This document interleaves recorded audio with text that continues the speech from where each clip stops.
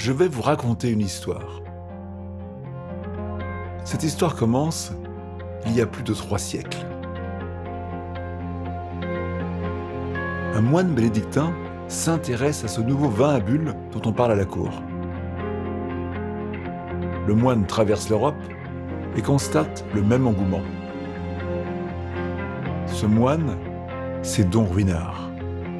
Son neveu deviendra le fondateur de la plus ancienne maison de Champagne.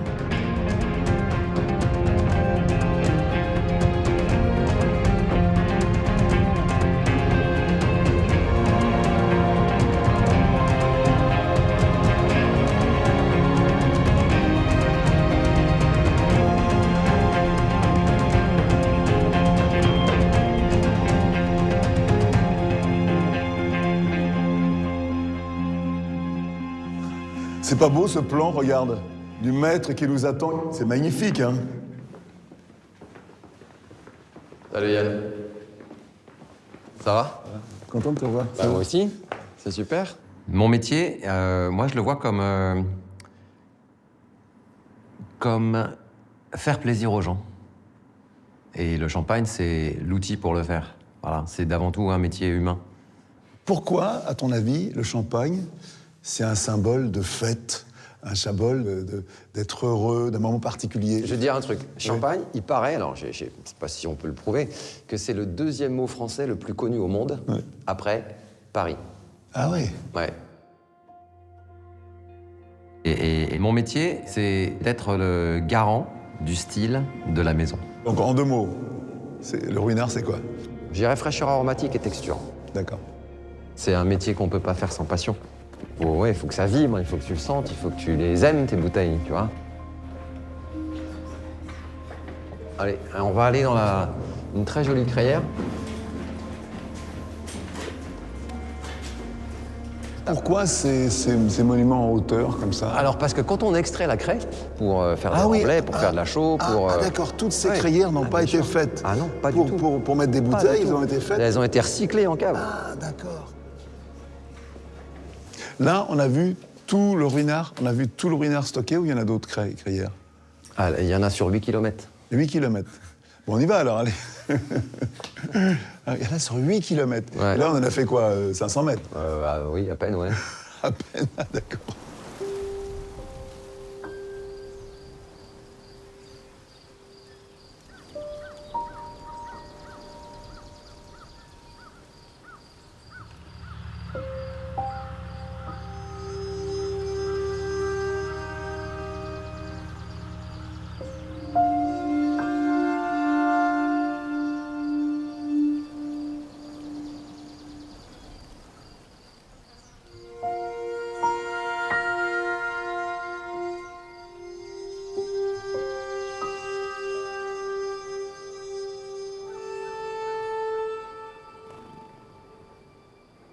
Je m'appelle Huchard Laurent, j'ai 45 ans. Je suis agriculteur et viticulteur dans la Marne.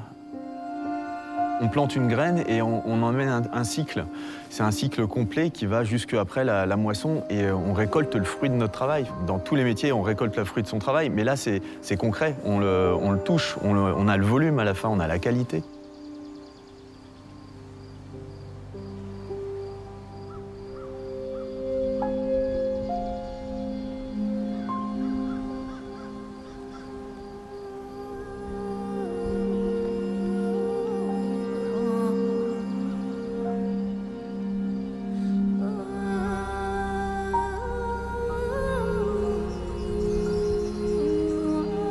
Tous les ans, la vigne se renouvelle. Cette renaissance se fait par étapes. C'est ce qu'on appelle le cycle de la vigne.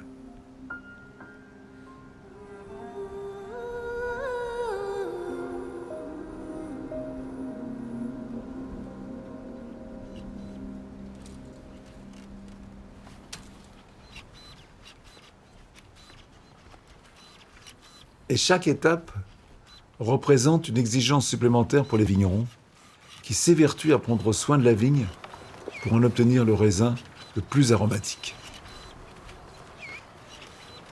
On travaille la vigne toute l'année et on la soigne pour obtenir un fruit à la fin et un produit d'excellence, puisque si on parle du champagne, on est dedans, quoi.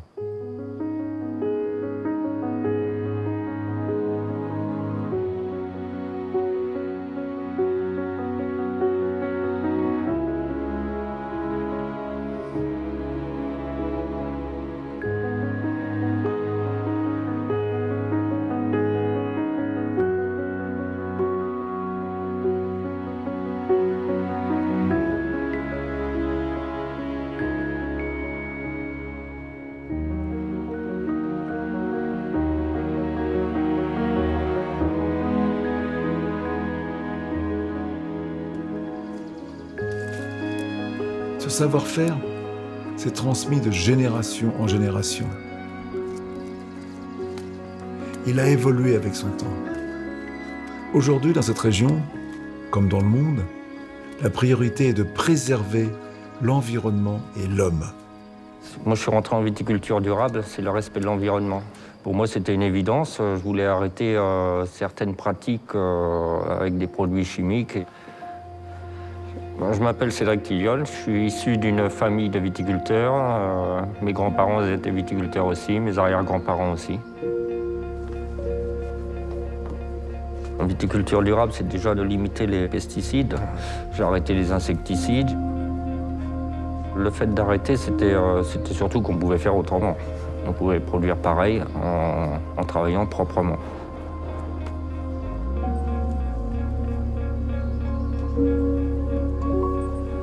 Quand je me baladais avec mon père, quand je voyais une vigne où il n'y avait pas une herbe qui dépassait, mon père me disait ben voilà une vigne bien tenue.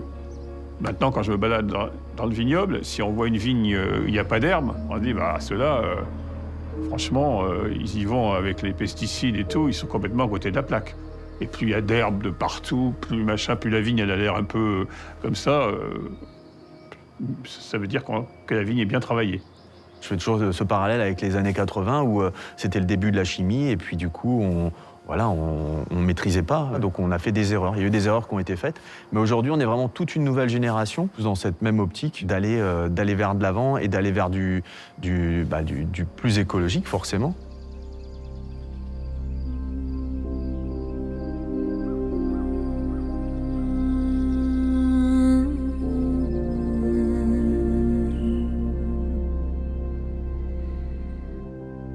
On a envie que la Champagne continue à vivre plusieurs siècles, donc on n'a pas le choix, il faut aller dans cette démarche-là. Donc effectivement, il faut laisser un vignoble que les générations suivantes pourront également utiliser pour élaborer des grands champagnes. Pour préserver les vignes, pour que le champagne ait un avenir, les vignerons, aidés par certaines maisons de champagne, ont trouvé une alternative aux pesticides et aux herbicides si dévastateurs.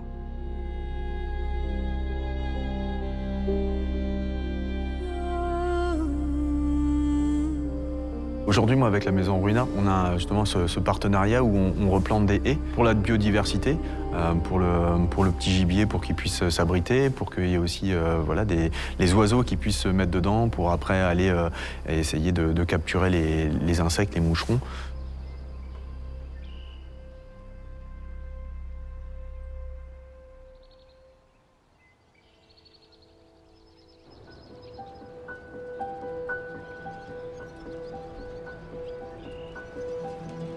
Moi, j'ai cette chance d'être aussi chef de projet en recherche et développement et je suis responsable de projets un peu innovants. On essaye d'introduire finalement plus de biodiversité autour et au cœur du vignoble pour s'adapter à ce qui nous attend demain et construire un vignoble plus résistant et résilient face à ces nombreux changements. Nous, on a complètement arrêté les herbicides depuis quelques années déjà. Et puis, on n'utilise pas de pesticides, on utilise uniquement des fongicides contre l'oïdium et le mildiou. Et on utilise une viticulture qu'on appelle de précision, avec justement des stations météo ultra précises pour savoir quand traiter au bon moment, avec la bonne dose, et pour ne pas en mettre plus que ce dont on a besoin pour protéger notre vignoble.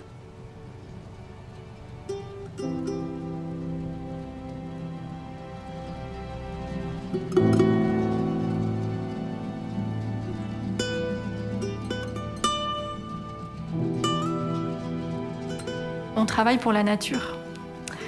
On entend souvent cette phrase, c'est la nature qui décide, voilà, mais on travaille pour elle en fait, quelque part, on a un genou à terre. Je pense qu'il y a assez peu de métiers qui font la synthèse de plusieurs savoir-faire autour de l'histoire des hommes qui ont façonné les vignes, l'histoire des sols, l'histoire du climat. Là, on est plus sur une phase de réconciliation et on essaye de reconstruire des équilibres. Dans les années 90, un bouleversement se fait sentir dans la terre, dans la vigne. Il ne cessera de se confirmer, d'empirer, d'accélérer.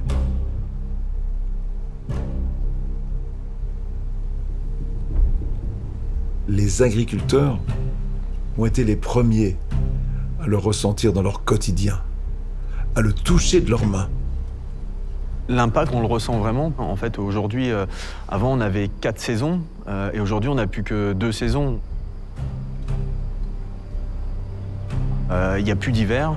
Un bon hiver, où il va geler pendant plusieurs semaines d'affilée, ça va permettre de tuer aussi les microbes, donc tuer aussi les insectes, de tuer aussi les ravageurs, tout ce qui est la vermine. Donc ça permet une extinction et une sélection naturelle. Malheureusement, cette gelée essentielle n'a plus lieu l'hiver. Et les parasites ont alors le champ libre jusqu'au printemps.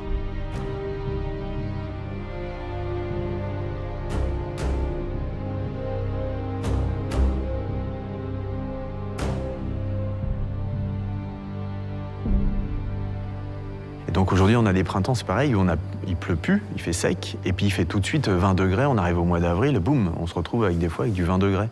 Et c'est là où après on se retrouve avec des accidents climatiques parce qu'on a des gelées de printemps, parce qu'on se retrouve avec un coup de 20 degrés, et puis la semaine d'après, on a une petite gelée à -2, et clac, ça nous fusille tous nos bourgeons dans les vignes.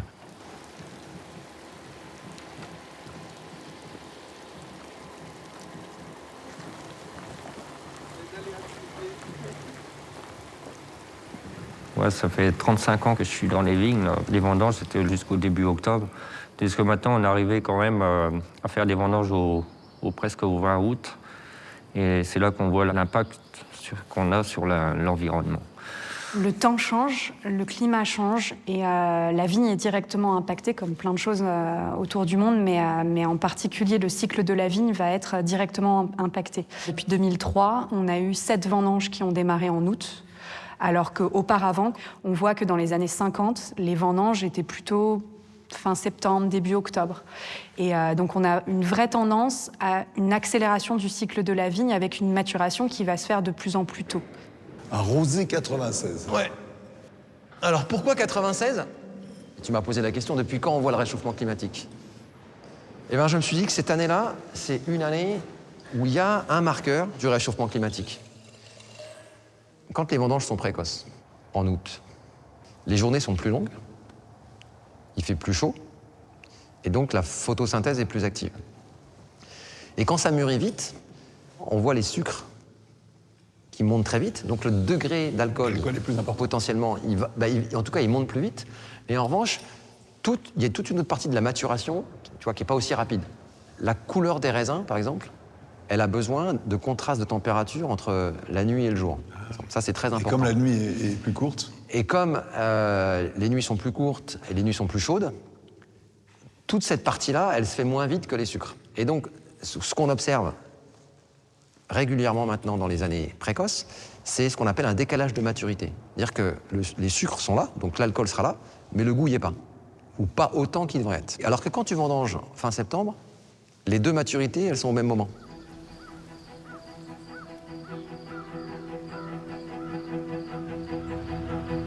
À la fin de l'été, lorsque le raisin est gorgé de soleil, vient le moment le plus attendu de l'année, la vendange.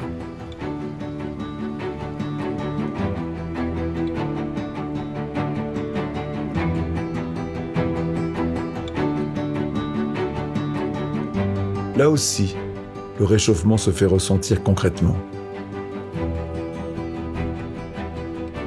On n'a jamais eu des aussi grosses températures que hier. Avant, on arrivait le matin, on avait la rosée, on avait le froid. Là, maintenant, non, on arrive, il fait déjà 14 ou 15 degrés. Donc, non, c'est une grosse différence.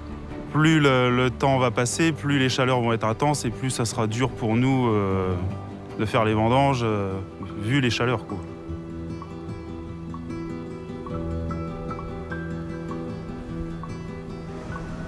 La vendange, c'est la période de l'année qui concentre toutes les attentions pour tous, vignerons et œnologues. En 2 semaines, on va devoir récolter le travail de toute une année et où là, en tant qu'œnologue, on va être mis à contribution pour vraiment transformer le raisin. Souvent, mes copains, quand je leur dis je fais les vendanges, ils ont l'impression que je suis vraiment avec mon sécateur à couper le raisin. Alors heureusement, on a des équipes qui coupent le raisin, mais après, une fois qu'il est coupé, il faut pouvoir le transformer. Et du coup, moi, j'accueille le raisin au pressoir pour transformer les raisins en jus, puis le jus en vin.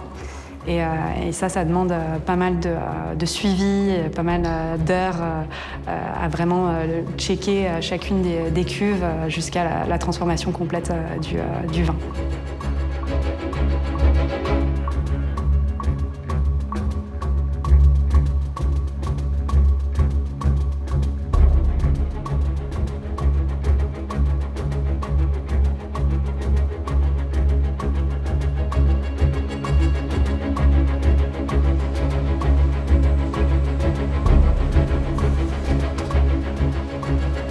Je suis responsable des fermentations dans une de nos cuveries. Je vais prendre soin des vins, en fait, et du déroulé, suivre le déroulé de la fermentation.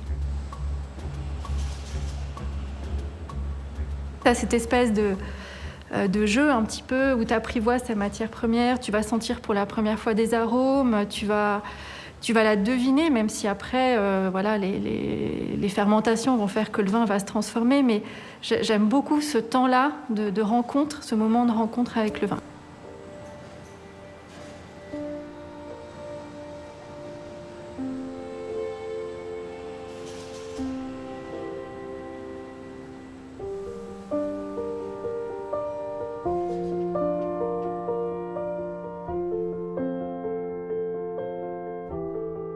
Taille manuelle, cueillette manuelle, pressoir spécifique, fermentation en bouteille, remuage, temps de maturation, il faut en moyenne 4 ans pour fabriquer un champagne Ruinart.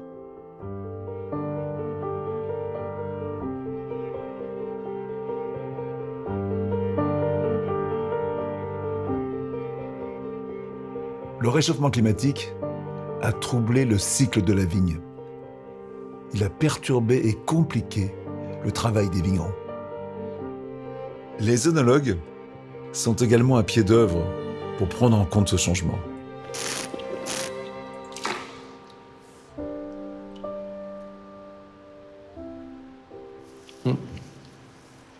C'est surprenant de fraîcheur, en fait.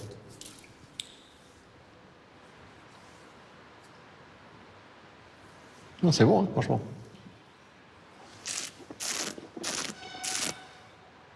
Et effectivement, en dégustation, on a vu apparaître, quand on déguste nos vins clairs après les vendanges, des vins, des cuves avec des profils un peu différents, un peu plus aromatiques, sur un équilibre un peu plus riche, un peu plus ample, avec un peu plus de gras, avec effectivement des notes de fruits exotiques qu'on n'a pas tout à fait normalement. Donc au début, forcément, on remarque, et puis après, on voit que c'est récurrent. Et ensuite, on se dit, mais c'est quoi le sens de ça ? C'est quoi le sens de ça ? On s'est dit, mais si on les isolait, ces éléments, si on les assemblait, peut-être que ça pourrait nous permettre d'élaborer un nouveau champagne, une nouvelle cuvée, avec un profil qui, quelque part, se suffirait à lui-même. Et c'est là-dessus qu'on a commencé à travailler.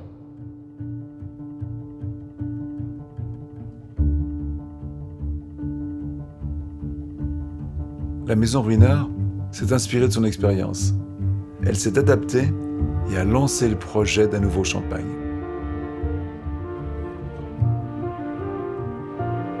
Ce nouveau champagne a pris le nom de Blanc Singulier. Il y a des moments dont je me souviens, quand on s'est posé la première fois avec l'équipe pour se dire mais qu'est-ce qu'on cherche? Et donc il y avait cette espèce d'incertitude parce qu'on n'avait jamais fait ce produit-là. Et c'était vraiment intéressant, quoi.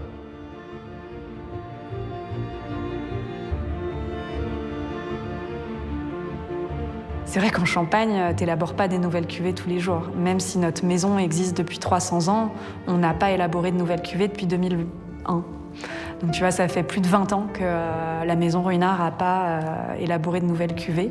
Et du coup, c'est hyper intéressant pour une œnologue comme moi de contribuer à ce type de nouveauté.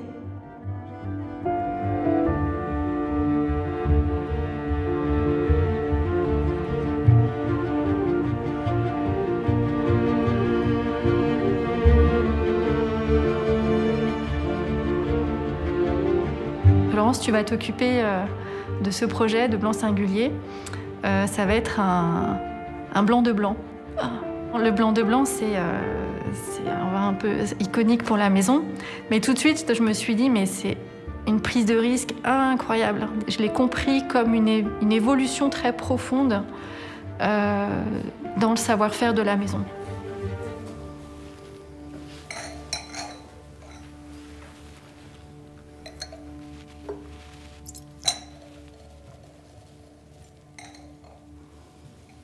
Alors sur blanc singulier, comme en fait il y a finalement assez peu d'éléments, hein, on peut travailler sur une allée, on va dire une dizaine d'éléments, on va regarder comment on les assemble entre eux, on va les regoûter, puis on va se dire tiens, il faut peut-être un peu plus de ça, finalement peut-être qu'il y a un peu moins de réserve que l'année précédente, voilà, donc ça on teste entre nous. Et puis finalement, généralement, on fait 4 propositions d'assemblage à l'aveugle, et l'équipe choisit et doit donner son choix de 1 à 4, on fait la somme. Voilà, donc c'est très démocratique et on regarde celle qui sort en premier.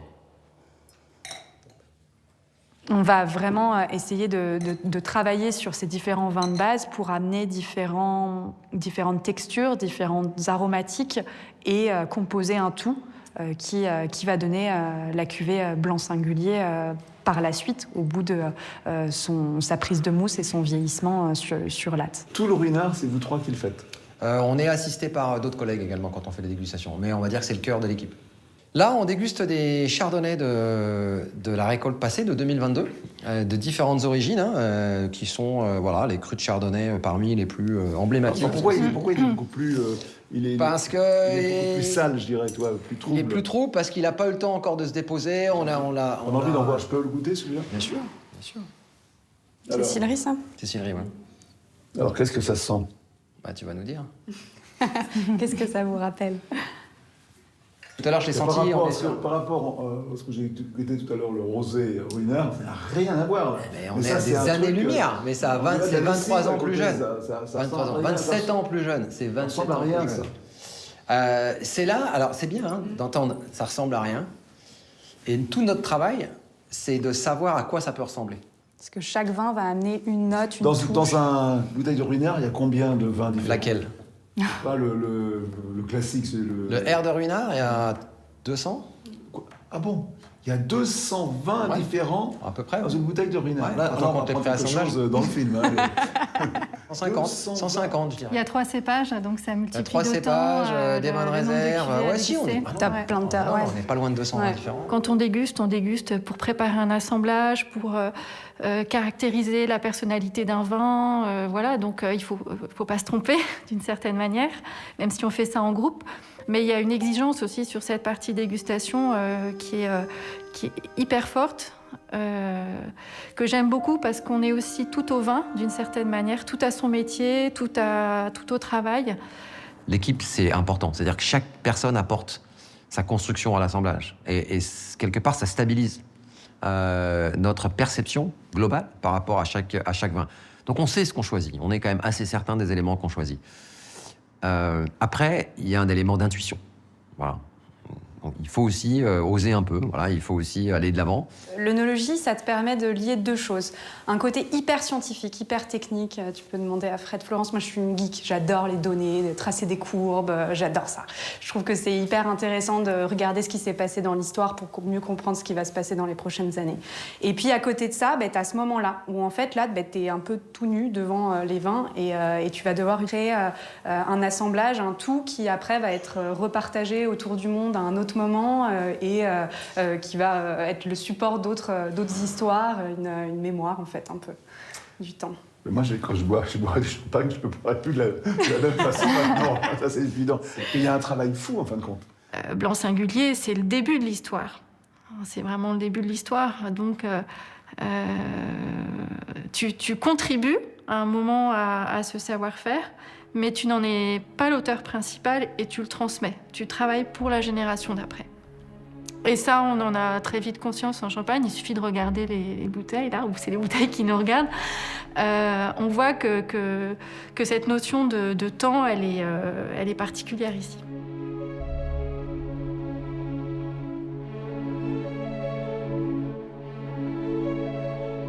C'est ça qui est fabuleux dans nos métiers, c'est que finalement, de la nature, tu crées quelque chose qui ensuite va être transmis et partagé.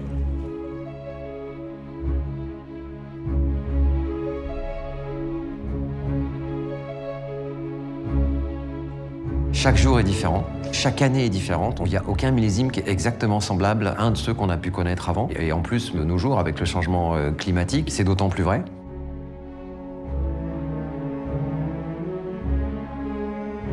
Quand je descends déjà en cave, déjà, je suis satisfait. Je vois le milieu, le travail qui a été fait. Et après, dès qu'on ouvre une bouteille, je suis très fier.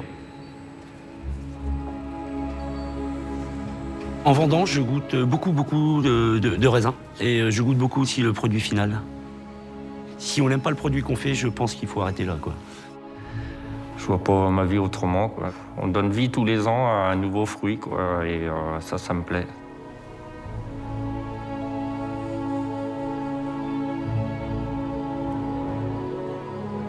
Ça fait une dizaine d'années que je suis dans la maison. Mes parents, ils étaient agriculteurs. Donc j'ai travaillé à la ferme, j'ai grandi dans une ferme. Et puis je me voyais travailler à l'extérieur, en fait, directement en contact avec la nature.